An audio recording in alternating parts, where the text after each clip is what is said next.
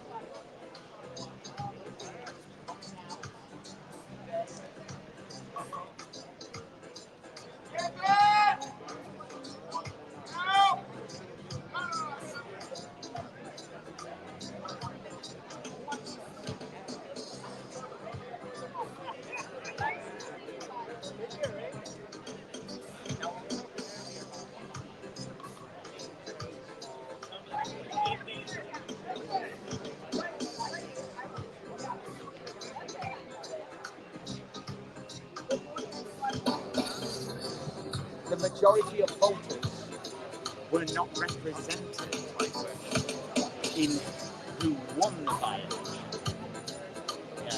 In the Smiths North by-election.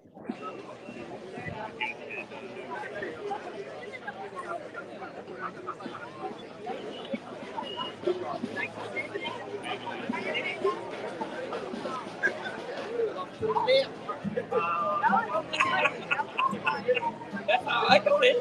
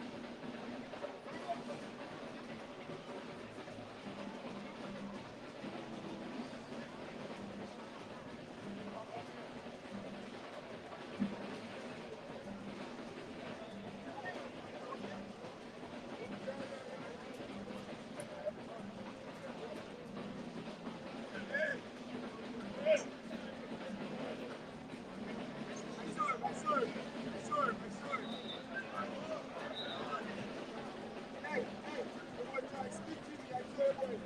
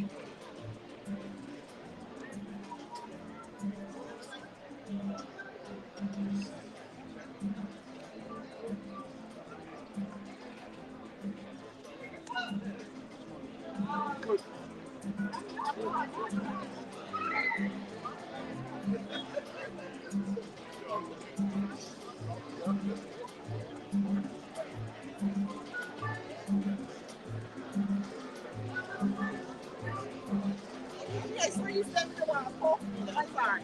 I'm sorry. I'm just talking. I'm sorry.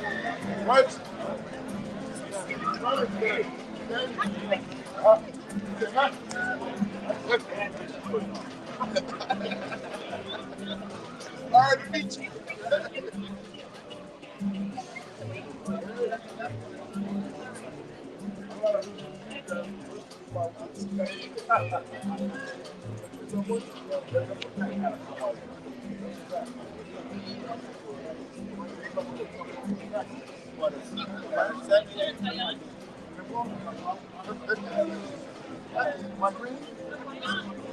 My green's in my heart. It's in my heart.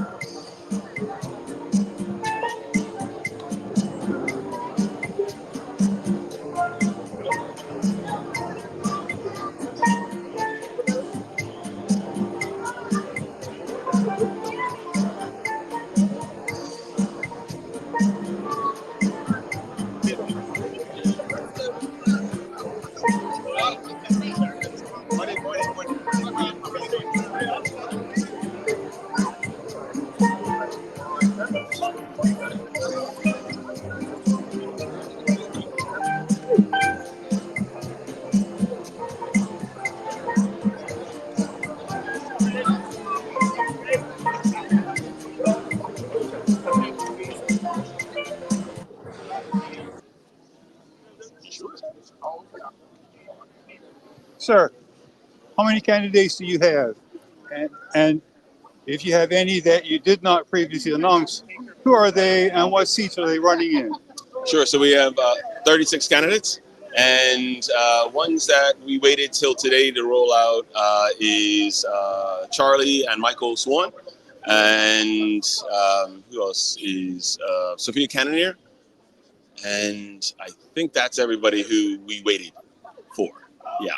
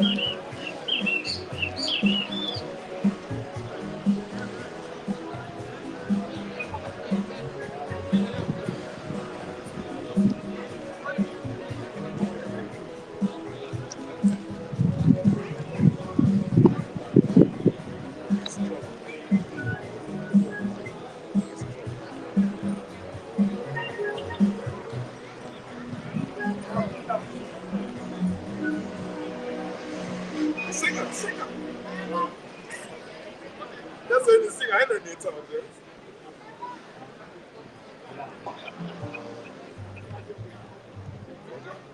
I was in Georgia's. Okay.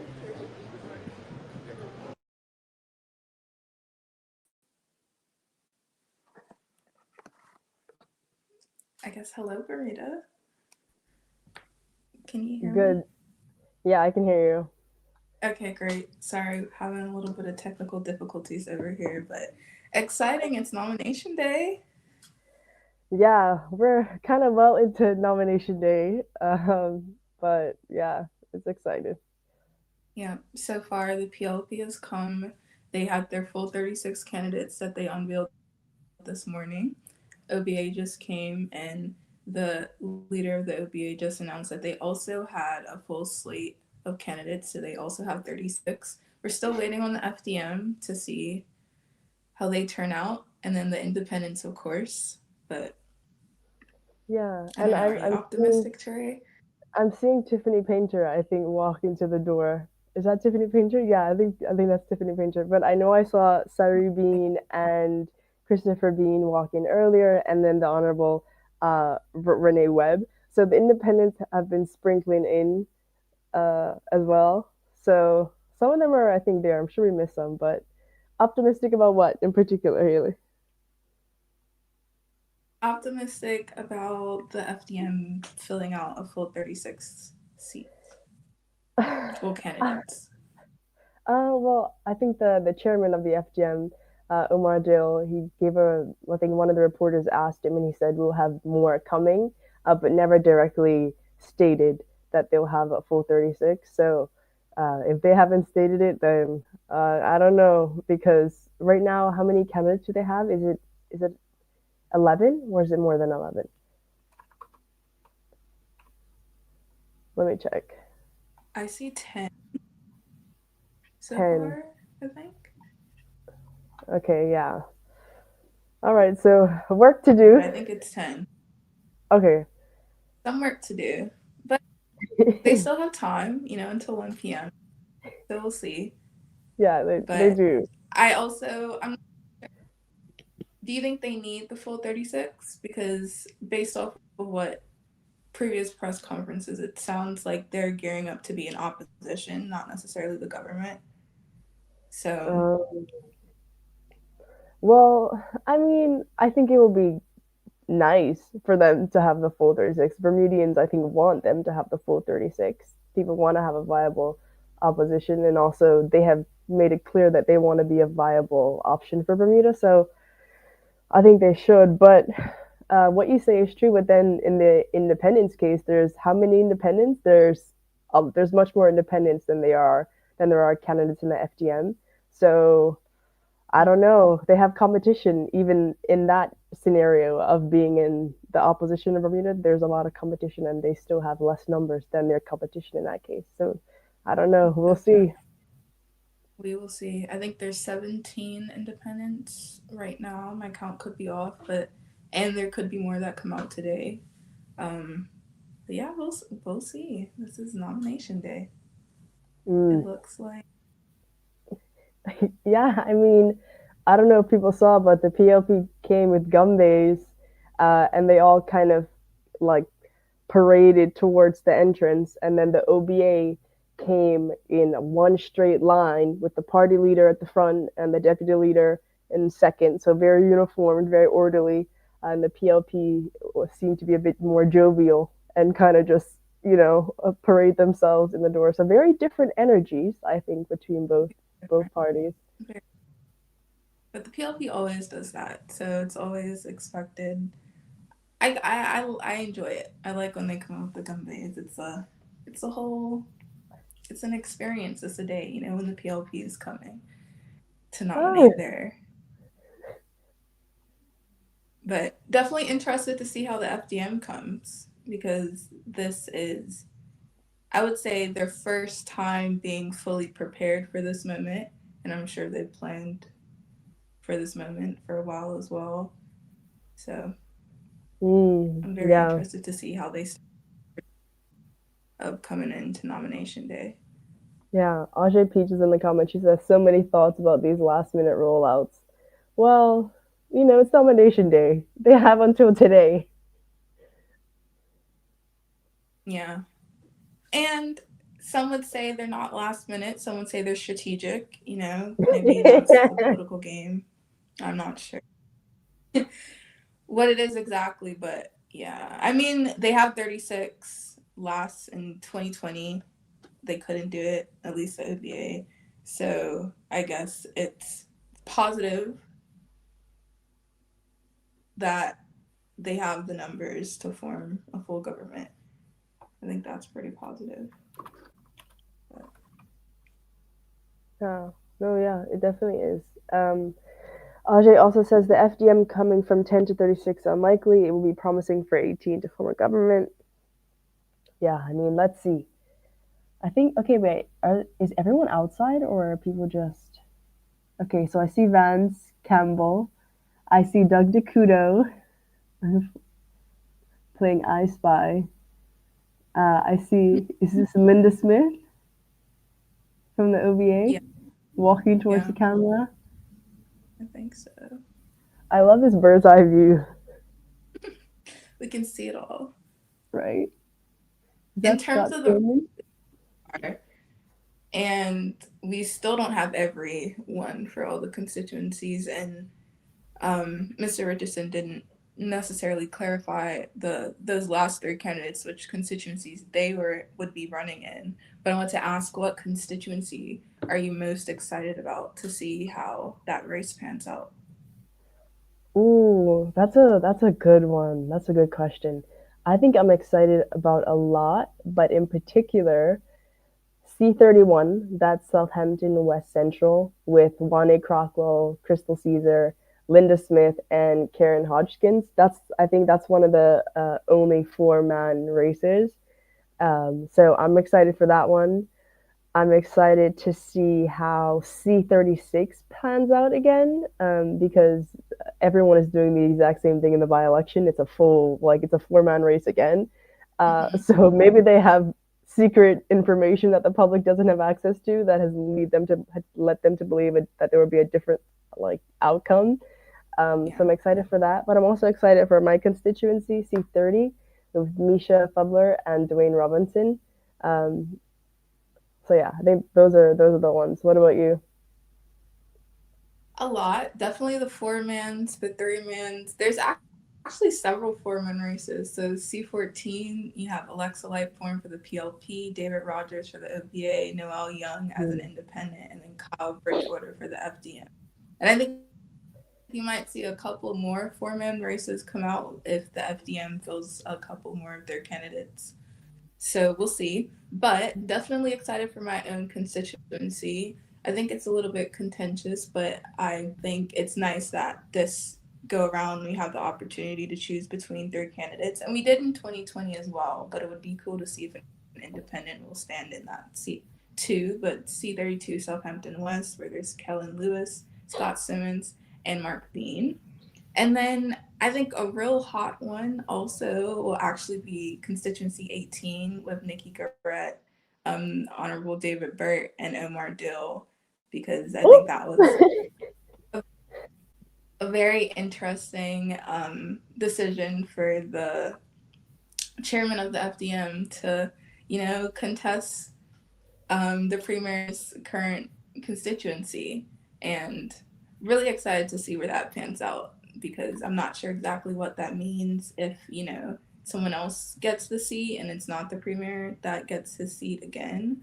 Um, what that means for like government if that like as the leader of the PLP and the potential premier again. Um, but yeah, I think that's an exciting seat. And really, I just think this election is exciting because there's almost and possibly going to be over 100 candidates. Right now, I want to say there's 94. And so the FDM still has some people to roll out. So we're definitely probably going to hit 100. And I don't know if Bermuda's seen that before. So very unprecedented, very exciting, a lot of choice and option. And then I also think indicative of how Bermudians feel at this moment of time in terms Yeah, of just their satisfaction with the government or people's interest in jumping into politics, putting their foot in and trying to represent their country. I think it says a lot that so many people are saying, I want to hold more responsibility and do something for my community by standing up and representing the people around me. So Yeah. Yeah, I mean, you said a lot there, a lot of really good stuff. The first thing I want to respond to is when you talked about C18 with Omar Dill and David Burt. That's exactly what Omar Dill had actually said in his press conference. He was like, constituents in C18 have a real unique opportunity for Bermuda, and I think that was a kind of a selling point in his speech. So you're absolutely right. I don't know what would happen. I mean, C18, you have, like Omar said, you have a really unique opportunity. But also what you said about in the movement of independence, I think it also just represents a dissatisfaction with the way things are. But particularly, people seem to be dissatisfied with the party system, with the Westminster party system, because people are feeling like I send you to parliament because I vote for you, but then you don't end up representing my needs and wants. You represent your parties. So it seems like there's a growing discontent with the party system, and I haven't seen it this overwhelming uh, ever, really. I mean, ever. I don't know. I can't think of any other point. I mean, I've heard instances, like for example in C18. I know that this isn't the first time an independent is running there. I think Mr. Phil Chief had run at some point when it was there was a member of the OBA. I cannot remember his name, but he is it. It's not Nikki, right? I'm gonna find it and say it, but he didn't get a lot of the votes. But I wonder if we can expect that independents are going to get more support, because there just seemed to be this really really big growing discontent with party politics. And honestly, I get it. Like I really do get it, and I feel it as well. So interesting times ahead. Let me find it. interesting times. And I think I know who you're talking about because I just saw their name, but I can't even tell you who it was. But I think the only other thing, because I agree, there's a lot of people tired of party politics, interested in pushing independence forward and having them directly represent their voice. But I think there still is a bit of a disconnect in terms of like understanding exactly what that would look like and how independence would get things done in a government that still has parties. Like you would assume that those parties will still stick together and their votes are going to be how things get done. And so I don't know, it's still a question for me exactly how independents will be able to get the votes to pass legislation if it's something that, you know, the other parties either don't support, the other independents may not support, just logistically how independents can go about, really creating change in the way that they want to. Well, I mean, I think in my head they have more of an opportunity to do that than members of parties themselves, because they're not constrained by a party whip or a central committee or whatever. So in my head, I think there's a clear and viable path for independents to make change. And if the parties want to get in their way, then I think they can do that. But there are also consequences to that. For example, if it's a bill that the public generally supports and the PLP or the OBA is getting in the middle of it, you can expect that there's going to be some public backlash. So they can take their political opposition only so far until you demand attention from the public. And also, I can't remember exactly when it was released, but I think Sir John Swan had released a pamphlet that said like, here's how independence would govern. Here's how we would kind of get things done. So if anyone is still curious, feel free to find that. But I remember the name. It's Nick Kemp. Nick Kemp. In December 2012, Nick Kemp ran in C18 from the One Bermuda Alliance and got 39.81% of the vote. And then David Burt got 49.76% of the vote, and Phil Chief got 10.43% of the vote. So that was not an overwhelming win for David Burt in 2012. A win nevertheless, but not overwhelming. So, it could be interesting in C18 this year.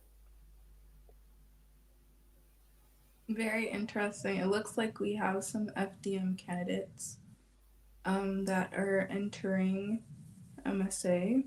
It only looks like a few of them. It's are here. Okay, I see Omar and some more of their candidates. They have on I their guess they gold. didn't I'm have a seeing lock peaks of on. gold.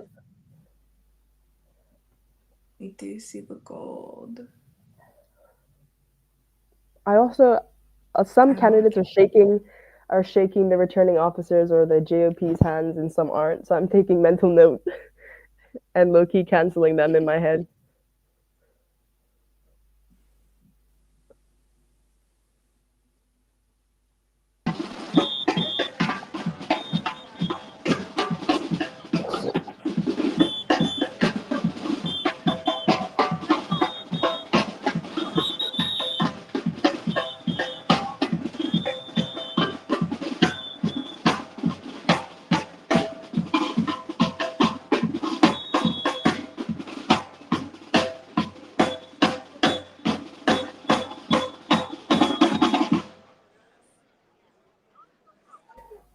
Yeah.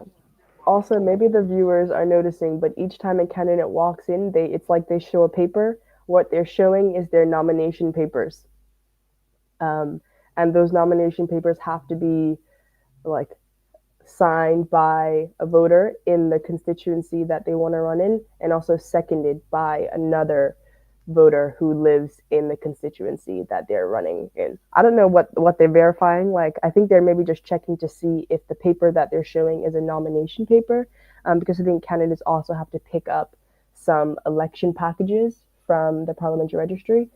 So if you're curious about what they're doing before they get in, it's not they're not paying for anything. They're just showing their nomination papers.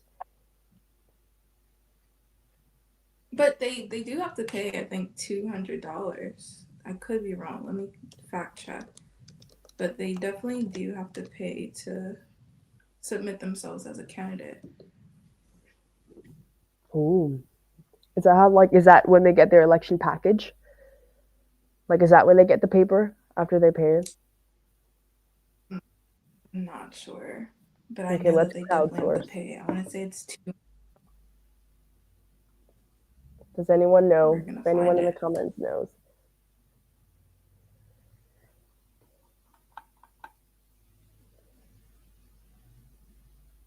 But we did only see about 8 people, 8 or 9 people. Maybe it was the 10. Where? No, I mean that walked in behind Mark Bean, and then I saw Omar. Oh, with the FDM. Yes. So I'm wondering. But there were definitely a couple of their candidates that I didn't see walk in just now. So I don't think that's all of them. Okay, so the FDM also came in a kind of a like a group.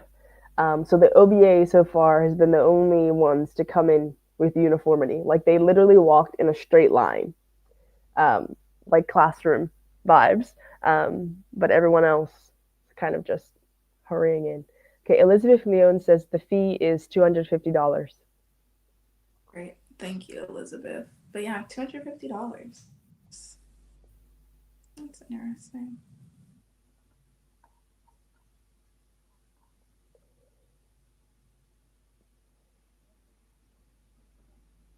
Pardon us because we're watching with you. I'm also struggling to Watching understand, intently. what the weather's like because some people are in t-shirts and other people are in like suits and a jacket. So like, is it cold? Is it not cold? I'm struggling. Oh, I think maybe is that the exit? Yeah, that's Yeah. the exit. Is that Miss Codrington coming out of the exit for the FDM? Possibly. I'm That's the not sure. FDM's candidate in C36. Possibly. which I believe is entering politics for the first time. Mm-hmm. But there's two, I would say, that are fairly new to politics. Sorry, being also right. Yep, I think that's Shalia Yep, that's her. Roger. And the gold. We love the gold.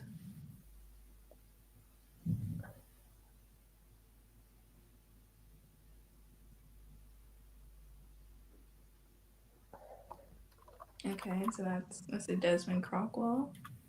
And it looks He's like what's happening. I don't know. But he is running in C5 Hamilton East, where right now it's also a three-way race with the OBA Lateef Trott and PLP's Leroy Bean.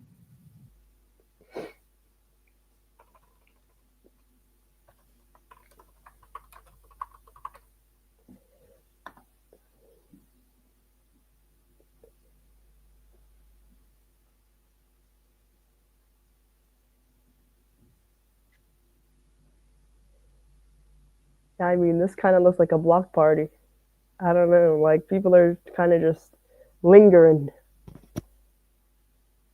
Where's the party, Teray? I don't see the party Everyone is post. just standing around. Like you don't see the party. I don't see the purpose. That's not a party. That is not a party. But I guess they're just watching just like us with their front row seats.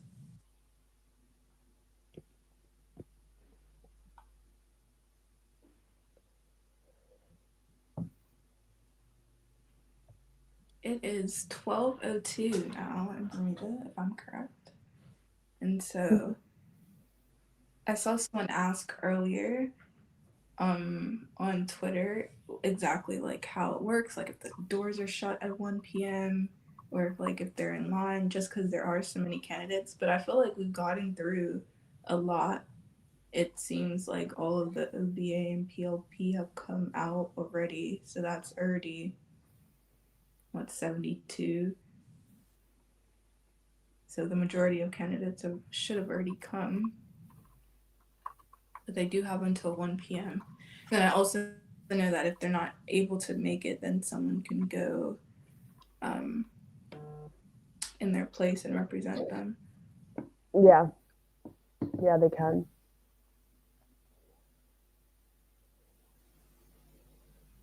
I wonder if the energy in the room is maybe up a bit more. Um, like where they go in and then go out. I wonder what that energy is like because on the outside, people are kind of just straggling, greeting each other. Mm-hmm. Yeah, it's definitely probably like family and friends, some party supporters. We heard some chants earlier. Mm.